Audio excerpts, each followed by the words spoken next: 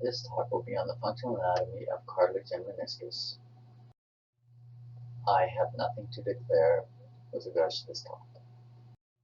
There is a lot of information in this talk that will be relevant to your clinical practice. This is an arthroscopic image of a knee joint showing the glistening white appearance of normal articular cartilage. These images show what can happen when articular cartilage is damaged. The image at the top is an arthroscopic image of an ankle joint with a flap of cartilage that is full thickness coming off of the dome of the talus. The image on the bottom is a knee joint showing a full thickness cartilage lesion on the femoral condyle with the exposed subchondral bone indicated by the black arrow. This is an important slide that shows the structure and composition of articular cartilage. As you can see in the image on the left, there is a large extracellular matrix with sparsely populated, highly specialized cells known as chondrocytes throughout the tissue.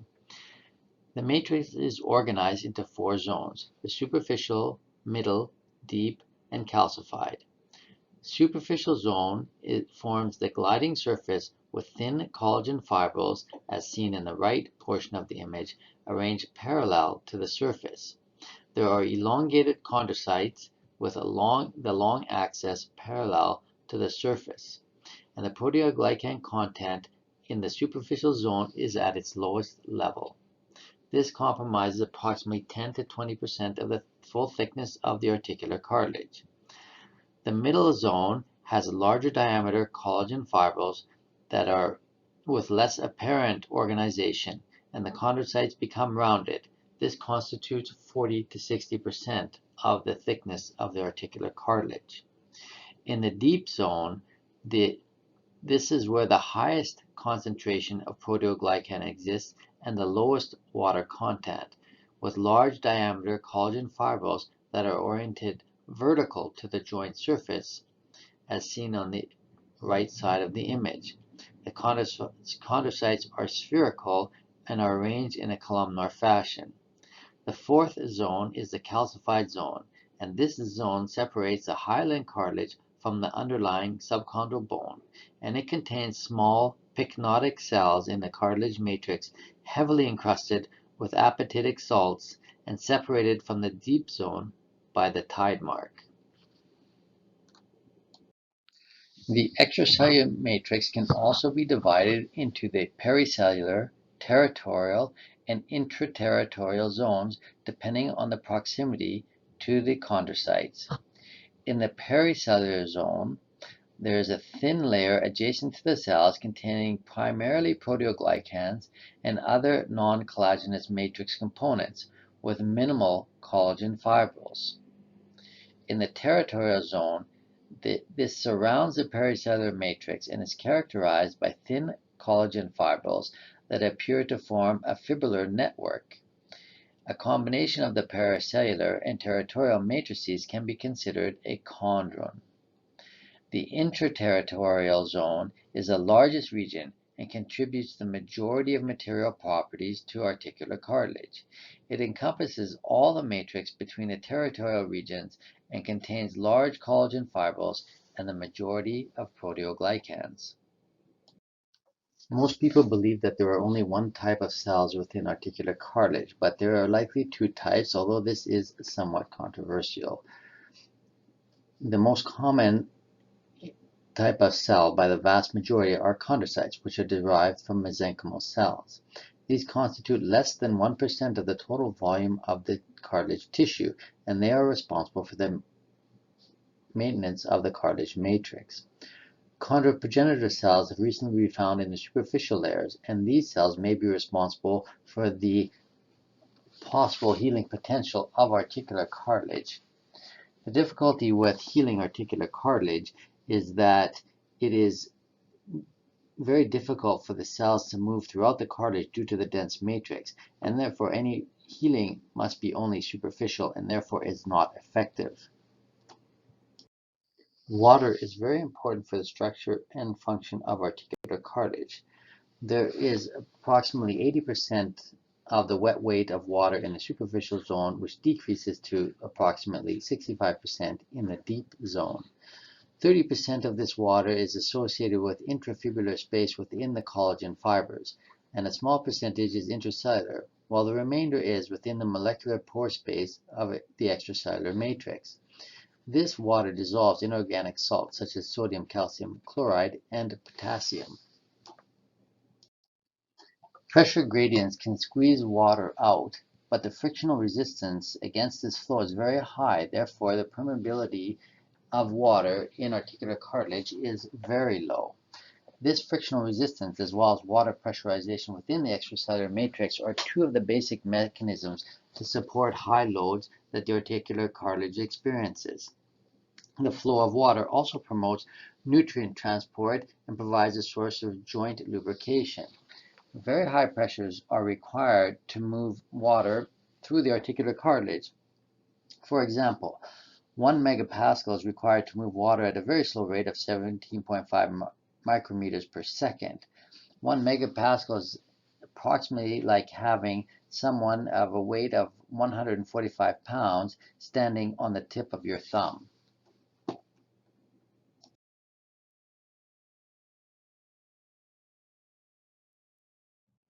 Water affinity within articular cartilage is due mainly to the proteoglycans by three mechanisms.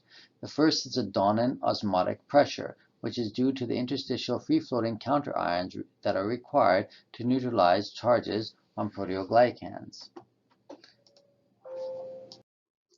The second cause is electrostatic repulsive forces between strong fixed negative charges of proteoglycans as they are squeezed or forced together within the cartilage matrix. The third cause is entropic tendency for proteoglycans to gain volume in solution. Proteoglycans are constrained within the collagen network to approximately 20% of their original size. Collagen is another essential molecule within the articular cartilage matrix. It is a triple helix with a left-hand turn. Numerous collagen fibrils overlap to make a collagen fiber.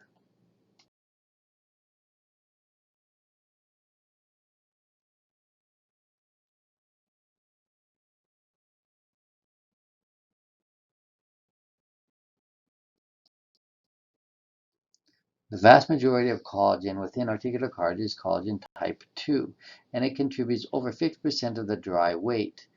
Its main function is to provide tensile properties and to mobilize the proteoglycans within the cartilage matrix. As this cartoon shows, the fibers in the superficial zone are orientated parallel to the articular surface to aid in gliding, while the collagen fibers in the deep zone are perpendicular to the articular surface as they anchor the cartilage into the bone matrix. In the middle zone, there is a cascading appearance of the fibers as they transition from parallel to the surface to perpendicular. While the type 2 collagen is distributed uniformly, the other types, such as type 6, 9, 11, are distributed in specific areas as noted here. The next essential component are proteoglycans, which consist of a protein core which are linked to glycosaminoglycan chains, hence the name proteoglycans. 80 to 90% of these are aggrecan, which are large aggregating proteoglycans. The majority of these glycosaminoglycan chains are chondroitin sulfate or keratin sulfate. This cartoon shows a proteoglycan molecule which is connected to the hyaluronate, which is then going to form an aggrecan.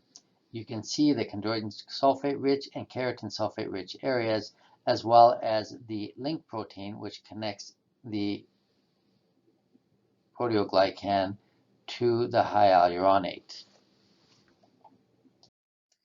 There are other proteoglycans such as biglycan and decarin, as well as fibromodulin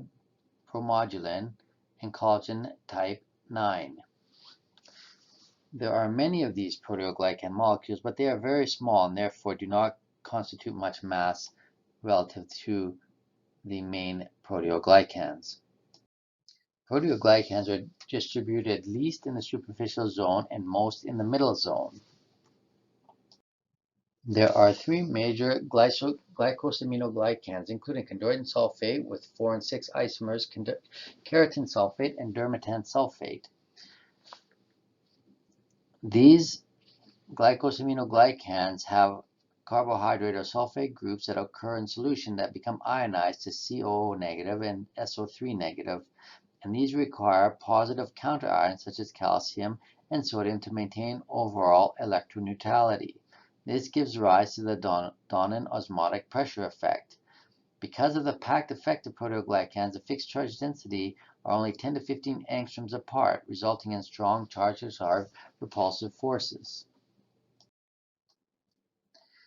Because the proteoglycans are trapped within the extracellular matrix within the interfibrillar space, this influences the mechanical behavior of the cartilage.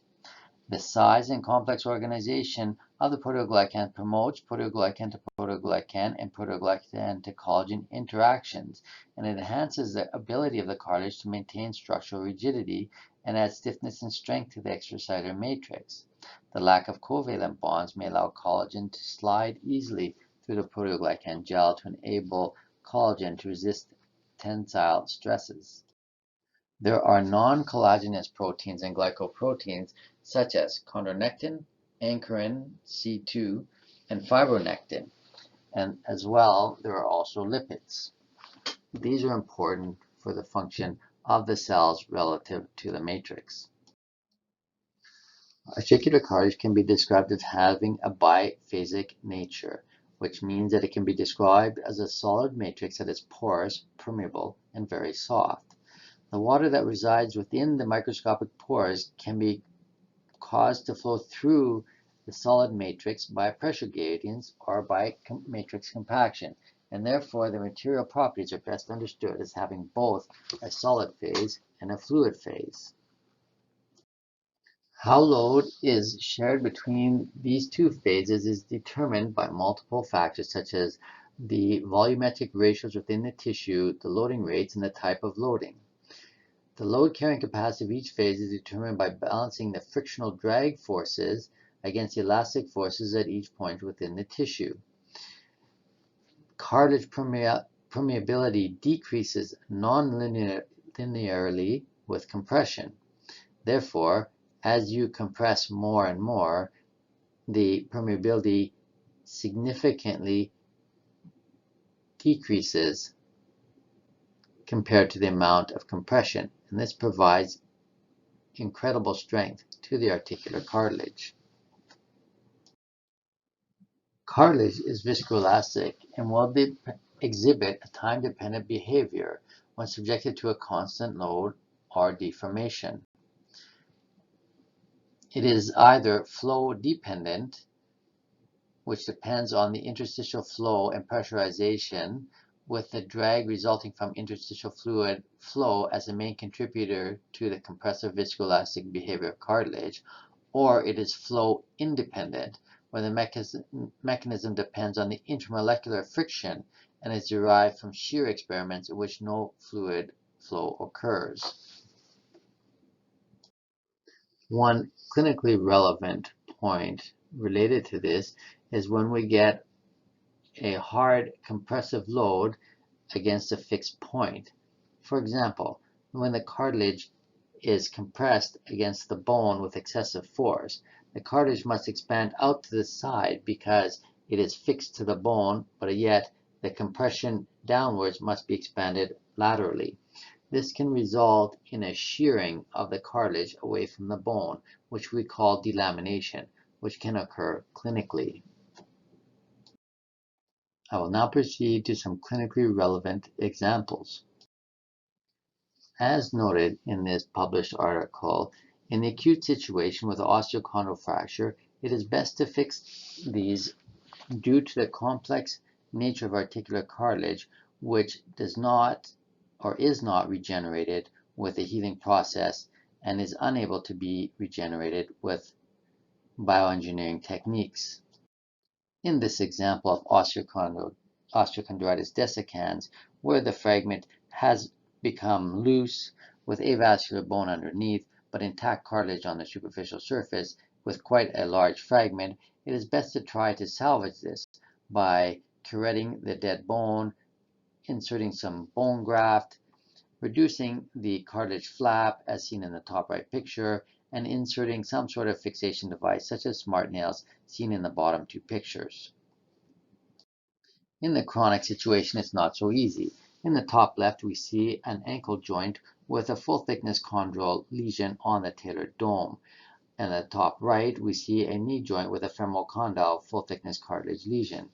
In these circumstances, without appropriate cartilage to cover, we can poke holes in the bone called microfracture, where we introduce access of mesenchymal stem cells from the marrow into the defect area, hoping to obtain some fibrable cartilage, which does not have the mechanical characteristics of articular cartilage, but can produce some pain relief and reasonable function for a number of years.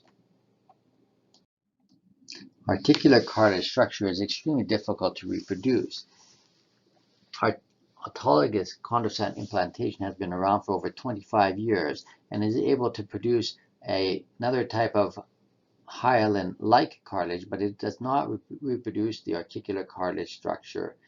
In this procedure, a defect is noted and a small amount of cartilage is taken from a non-weight-bearing area and is sent off to the lab where it is cultured for a number of days until you get approximately 20 million cells. Then this material is sent back and then you implant the cells into a well-defined defect and cover it with some sort of covering. Initially it was periosteum and now it can be a collagen slip, and then you wait for the cartilage to regrow. As we know, this does not produce articular cartilage, but a more cartilage cap, which is hyaline-like and seems to have better longevity than the fibrocartilage noted with microfracture, but yet not normal. A later iteration of this technique is called MACI, where you add some sort of scaffold or matrix and put the cells on it. And some surgeons have been applying stem cells onto these matrices as well. If we want to restore the normal architecture, then we must harvest articular cartilage. Some people take it from the patient itself, and then this would be called a mosaicplasty when multiple plugs are taken, or oats when one larger plug is taken. The risk is that there is a potential for donor site defect, and even though they are taken from, quote, non-weight-bearing areas, unquote, of the joint, there is still that risk, and we know cartilage is there for a reason. In both of these techniques, the cartilage is taken from a less important area to the defect and implanted there. Another issue with this is the fibrocartilage that forms around the periphery or in between the plugs that are inserted. If you want to eliminate the risk of donor site defect, you can use an osteochondral allograft, but there are issues with this, with obtaining the graft of appropriate size for implantation. The major benefit of this graft is that you can replace portions or even whole joints using allograft, as in this picture where we see the lateral tibial plateau being replaced by the osteochondral allograft from the image before. In this scenario, you see the lateral femoral condyle is completely destroyed on these APN lateral radiographic views. On this CT scan, you can see why it would be difficult for this patient to walk. Clinically, the severe destruction is noted with complete loss of articular cartilage function, but also shape of the joint. This is an intraoperative view of the donor graft on the left and his femoral condyle on the right. Here, the graft is inserted and we have a nice fit. Radiographically, we have restoration of the joint contour. As an added benefit, we have normal articular cartilage architecture along with the bone graft. A number of years later, the patient is walking without much pain, with excellent knee range of motion and no walking aids. There are other less common techniques such as particulate cartilage chips, empty scaffolds to retain stem cells that are obtained through microfracture, or else stem cells or PRP injections, which have not been proven to reproduce or regenerate articular cartilage. We will now talk about the meniscus. Although this image is upside down, I find it easier to orient with the anterior part of the tibia being in the superior part of the image. The menisci effectively deepen the tibular articular surface with a concave superior surface and a flat inferior surface. If you look at a transected meniscus, you will see a triangular shape. It is attached peripherally to the inside of the joint capsule. It is anchored anteriorly to the tibial plateau, anterior to the ACL for the medial meniscus, and anterior to the intercondylar eminence for the lateral meniscus, and there is a transverse ligament that connects these. It is anchored posterior to the posterior intercondylar fossa between the lateral tibial spine and the PCL. The menisci are considered fibrocartilage because it consists of collagen type 1 and collagen type 2, as well as proteoglycans and glycoproteins with interposed cells. It is much stiffer circumferentially compared to perpendicularly, and it is 10 to 200 times stiffer in tension than articular cartilage, but it is only half as stiff as articular cartilage in compression and 1/6 in shear. In this cross-sectional cartoon image of a meniscus with the peripheral side on the left and the central side on the right, you can see that there are 2 or 3 types of cells depending on who you read. The most common type of cell is a fibroblast-like cell in the outer zone, which are called meniscal fibrochondrocytes. These are spindle-shaped fusiform cells. In the central region, you have more fibrochondrocytes, which are similar to articular cartilage cells, which are rounded in shape. A third type of cell may be in the superficial zone, and these would be chondroprogenitor cells. As a fibrocartilage, the majority of collagen is type 1, but there are also other collagens such as type 2, 3, 5, and 6. These fibers are mostly orientated circumferentially, with some other fibers oriented radial, called radial tie fibers, and these may be used to restrain motion between the circumferential bundles. There are 3 layers of collagen distribution, including the superficial layer, the surface layer, and the middle and deep layer. This cartoon image shows the orientation of the circumferential fibers, mainly around the periphery of the meniscus, but also through the central, along with the radial tie fibers. Like articular cartilage, the extracellular matrix in the meniscus also contains proteoglycans and glycoproteins. The glycosaminoglycans are mainly chondroitin 6 sulfate, chondroitin 4 sulfate, dermatan sulfate, and keratin sulfate. The vascular supply comes from the medial and lateral geniculate arteries, both inferior and superior. The perimeniscal plexus supplies the peripheral border of the meniscus with radial branches penetrating approximately 1/3 of the meniscus. The menisci are essential for joint function. They are important for load distribution, shock absorption, and joint lubrication. With the knee in extension, it transmits approximately 50% of the joint force, while it transmits 85% while in flexion. The medial meniscus transmits 50% of the load, while the lateral transmits 70%. Loss of the 1/3 of the inner meniscus increases contract stresses by 65%. It is also a secondary stabilizer against AP translation.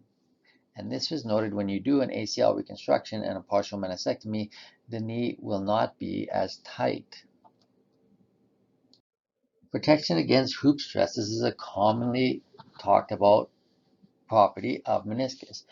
As we can see in the cartoon image on the right, when a force comes down from the femoral condyle onto the tibial plateau and to the central portion of the meniscus, the forces are distributed outwards. By anchoring the meniscus at the anterior and posterior horns, as well as the meniscal tibial ligamentous attachments, the force is distributed from a horizontal force to a rotational or hoop directional force. This is why the meniscus is so strong on the periphery with the circumferential fibers in tension to protect against this hoop stress.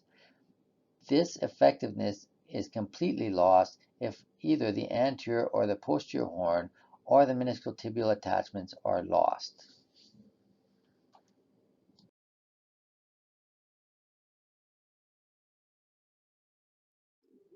The biphasic properties of meniscus are very similar to articular cartilage. The blood supply comes from the medial and lateral geniculate as mentioned. In the fetus, the whole meniscus is vascularized and it starts to decrease during adolescence, while in an adult, only 10 to 30% of the peripheral part of the meniscus is vascularized, and this has led to the classification of red on red, red on white, or white on white meniscal tears. This relates to where it is expected the vascular supply ends. Thus, if the meniscal tear is in the central two-thirds, it would be considered a white on white. If it's at the junction of the central two-thirds and the lateral third, it would be a red on white. And if it is more peripheral to that, it could be considered red on red and obviously would have a much better chance to heal. This is a somewhat arbitrary classification because in each individual patient, we do not know where the blood supply ends. There are numerous types of meniscal tears as seen here. A longitudinal or vertical tear in the meniscus can be extended to a bucket-handled tear. Usually these are more peripheral and are amenable to being repaired. A radial tear can then extend also into a peribeak tear, and these are much more difficult to repair because they extend through the red-white and white-on-white zones. A horizontal tear can then become a flap tear, and once again, this is very difficult to repair due to technical aspects, but also the location of the tear. Our treatment options are quite variable depending on the type of tear and the patient factors. We can excise, repair, implant, or transplant. If the tear is quite central, or it is old, or the patient is older and not as active, we will likely go to an excision of the damaged meniscus. If the repair is peripheral, such as a bucket handle tear as seen in the top left, in the top right, you can see the central part of the meniscus that is now in front of the femoral condyle instead of behind it. In the bottom left, you can see the probe pushing the meniscus back to its anatomic position. As we can see that this tear is quite peripheral, and therefore we would consider it for repair. And in the final image in the bottom right, we can see two of the sutures in place holding the meniscus. We would often use many sutures to hold the meniscus stable until it can heal. Meniscal repairs can be quite successful in the right type of tear and in the right patient. Synthetic meniscal implants such as ActiFit or CMI are available but are still experimental. Clinical results have shown some promise but have not shown that these are definitively better than excision itself. Extensive work still needs to be done to prove synthetic implants are beneficial. Meniscal transplantation has shown some success. This is one way to restore the complex architecture of the meniscus. These can either be fresh or frozen. With either of these, it is very important to ensure that you have solid horn fixation and peripheral attachment to compensate for any hoop stresses that these implants experience. I highly recommend the Orthopedic Basic Science textbook published by AAOS. It has most of this information plus more in-depth information if you are so inclined.